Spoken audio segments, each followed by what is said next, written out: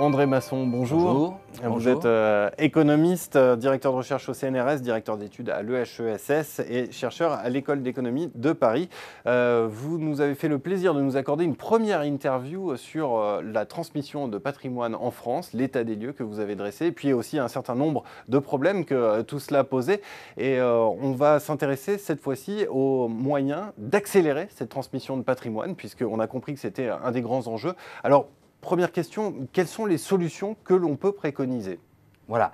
Donc, plus largement, ce qu'on veut faire, c'est favoriser la croissance en orientant l'épargne abondante des seniors et les investissements productifs longs et risqués, réduire l'inégalité des chances qui est croissante entre héritiers et non-héritiers, pour faire simple, et faire circuler, comme vous le dites, le patrimoine plus rapidement vers les jeunes générations qui en ont davantage besoin, à la limite associer le patrimoine au financement, davantage au financement d'un modèle social assis sur le travail. Alors, comment on fait ? Alors, c'est là que la fiscalité des transmissions peut devenir un enjeu majeur. Alors, on va écarter les solutions qui ne marchent pas. Il faut déjà bien voir celles qui ne marchent pas. D'abord, un allègement général des droits de succession qui est prôné par certains est hors de propos, puisque ça consiste à dire quand les riches vont bien, le pays va bien. Ce n'est pas le problème qu'on a aujourd'hui, dans d'autres périodes peut-être, mais pas aujourd'hui. Un allègement spécifique des droits de la donation. Ça a été fait un petit peu par ce qu'on appelle la loi TEPAD 2007 sous Sarkozy. Alors, ça facilite une transmission plus rapide du patrimoine, comme vous voulez, mais ça a de nombreux inconvénients. Ça crée des effets d'aubaine, ça en a créé. Ça réduit les recettes fiscales, puisqu'on en perd sur la donation. Et ça bénéficie surtout aux plus riches, parce que c'est les riches qui, hors le milieu agricole, font les donations, les classes moyennes ne peuvent pas. Et d'ailleurs, le gouvernement Sarkozy est revenu dessus en 2011. Ça prouve que ça ne marchait pas. Alors, à l'inverse, on peut recommander un alourdissement général des droits de succession. C'est un peu ce qu'a fait la loi de 2012 sous Hollande. Alors, c'est plus égalitaire. Il y a des chances, mais ça n'augmente pas forcément les recettes parce qu'on touche moins, les donations sont moins nombreuses. Ça intervient trop tard pour corriger les inégalités de patrimoine si on veut les corriger. Et c'est surtout un impôt qui est impopulaire et antifamilial, puisqu'on dira qu'il est dirigé, surtout dans le cas de la donation, contre l'épargne noble des parents pour leurs enfants chers de leur chair, etc. etc. Et une épargne qui a déjà été taxée du temps des parents, donc c'est horrible. Alors, c'est ce qu'on appelle la virtue tax, la taxe sur la vertu. Alors, de fait, les droits de succession, il faut bien voir, ont diminué dans la plupart des pays. Et chez nos voisins, ils ont même été supprimés pendant les années 2000 dans des pays qui vont peut-être surprendre, Suède, Italie, Portugal, Autriche. Alors, maintenant qu'on a évacué les solutions qui ne marchaient pas, qu'est-ce qu'on pourrait explorer comme nouvelle piste qui fonctionnerait ? Voilà. Alors, juste un mot sur la note récente de France Stratégie, qui propose une réforme d'ampleur. Elle est un peu omnibulée par l'égalité des chances, donc elle ne traite pas assez de la circulation du patrimoine, pas assez de la croissance. Elle ne se confronte pas non plus au problème de l'impopularité des droits de succession, qu'il faut bien affronter. Ils étaient populaires avant, ils ne le sont plus aujourd'hui. Alors, le dispositif que je propose, TaxFin pour Tax Family Inheritances, lui, alors, il entend vraiment remédier à l'ensemble des défauts de la situation actuelle en matière de patrimoine, mais il veut responsabiliser les familles aisées plutôt que de prendre aux riches, solution souvent inefficace. Pour cela, il faut introduire des incitations fiscales fortes. Et non les solutions que j'ai proposées avant. Alors, ce dispositif comporte deux composantes indissociables. Alors, une taxation sensiblement plus lourde et progressive des seuls héritages familiaux, c'est-à-dire à l'exception des dons ou legs caritatifs et des transferts effectués suffisamment tôt de son vivant, donations ou autres. Alors, ça concernerait 10 à 15% des familles les plus aisées, soit quand même 2/3 du patrimoine global. Alors, cette mesure réduit l'inégalité des chances. Mais en contrepartie, deuxième composante, on multiplie, on facilite tous les moyens légaux d'échapper à cette surtaxe successorale, ce qui suppose que la mesure introduite sur la surtaxe soit suffisamment crédible à long terme pour inciter dès aujourd'hui les ménages plus jeunes, les baby-boomers comme moi, à préparer leur succession pour leurs enfants, pour éviter cette surtaxe. Alors ces moyens offerts concernent la donation, la consommation sur les vieux jours ou l'investissement sur long terme.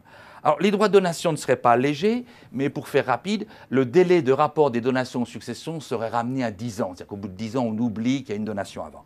Et on aurait donc une liberté, la possibilité de transmettre indépendamment de ses enfants pour le patrimoine professionnel s'il est donné et non légué à la mort.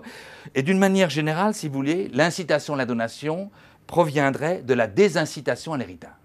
Bon, alors cette différentiel de taxation serait très efficace pour faire circuler le patrimoine vers les jeunes générations, peut-être renforcée par le fait qu'on ait une couverture publique étoffée pour la dépendance. On peut aussi favoriser la consommation du patrimoine des parents pour eux-mêmes ou leurs enfants par la possibilité accrue de liquéfier son patrimoine immobilier à la retraite tout en restant chez soi. Et alors ça, c'est des produits qu'il faudrait absolument rénover, sur lesquels je passe, vente en viager, prêt viager, qui pour le moment sont peu diffusés, impopulaires, etc. Mais, si vous voulez, l'idée, c'est qu'en diminuant son patrimoine, on diminue la surtaxe successorale et on diminue la crispation des seniors sur un patrimoine de précaution qui gardent jusqu'au dernier moment pour devenir les plus riches du cimetière. Dernier point, qui est peut-être le plus novateur finalement, mais les investissements dans les placements de long terme et risqués, mettons détenus par les parents pendant au moins 15 ans, puis ensuite 10 ans par l'héritier enfant, eh bien, seraient exonérés ou largement exonérés de droits de succession après coup, et la mesure serait d'autant plus incitative, évidemment, que la surtaxe successorale est élevée. Et c'est ça, évidemment, cette mesure boosterait l'épargne productive des seniors aisés et donc répondrait aux besoins d'investissement urgents requis par la croissance et la nouvelle économie. Est-ce qu'on peut dire que parmi les avantages que vous listez, il y aurait aussi une limitation de l'exode fiscal? Oui, alors ça c'est l'idée que le dispositif serait de manière plus générale moins impopulaire que les droits de succession standards. Pourquoi? Parce qu'il serait moins désincitatif, mot bizarre, et source d'exil fiscal, parce que les parents aisés auraient tous les moyens, s'ils veulent, d'échapper à la surtaxe, et il serait plus juste dans la mesure où ceux qui seraient frappés sont les ménages aisés qui le méritent, avec tous les guillemets que vous voulez, c'est-à-dire du fait qu'ils ne sont pas assez altruistes au plan familial, pas assez altruistes au plan social, ou qu'ils ne préparent pas leur succession suffisamment à l'avance. Deuxièmement, le système serait relativement simple à mettre en place par rapport à d'autres réformes comme celle de France Stratégie. Il est inédit dans l'histoire, mais il répond à une situation patrimoniale inédite. Et il a en outre un côté libéral. Toujours, plutôt que de prendre aux riches, on laisse les familles aisées libres de décider par elles-mêmes en les incitant à préparer leur succession suffisamment à l'avance. Bon, alors le dispositif serait donc gagnant, soit que les familles aisées réagissent aux incitations introduites pour remédier à la situation patrimoniale actuelle, soit qu'il génère des recettes fiscales importantes qui pourraient être préaffectées pour le financement des programmes à destination des jeunes. Pour conclure, je dirais que le dispositif n'est pas si radical que cela, puisque Andrew Carnegie, magnat de l'acier et philanthrope du 19e américain bien connu, déclarait en son temps « Un homme qui meurt riche meurt déshonoré », disgrace en anglais. Le dispositif tax fin fait qu'il sera seulement un peu plus imposé, ou même beaucoup plus imposé.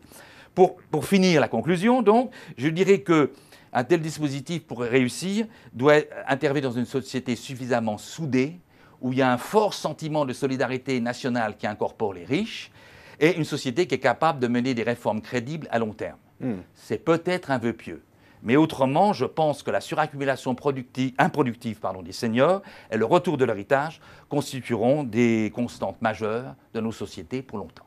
Voilà, en tout cas, une piste à explorer de près. Merci beaucoup, André Masson, C'est moi qui pour remercie. cet éclairage. Merci.